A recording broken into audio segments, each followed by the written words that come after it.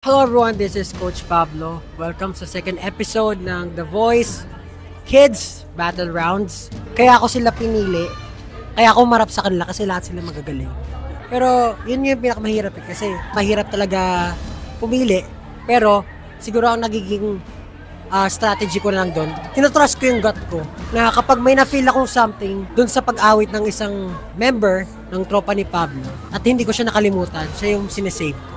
Hello everyone, I'm inviting you to watch The Voice Kids Battle Rounds na po at sobrang exciting po ng mga mangyayari. Hindi po kayo magsisisi dahil napakatalentado ng mga batang ito. So, abangan nyo po, manood na po kayo at join us with the kids. Hi everybody, this is Coach Julie.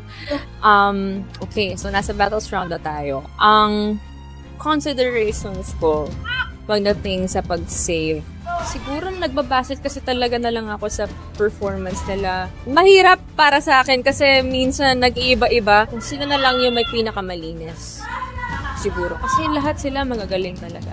Mga kapuso, The Voice Kids, linggo-linggo po yan. Abangan niyo po ang battles round. Again, this is Coach Julie and thank you so much for your support.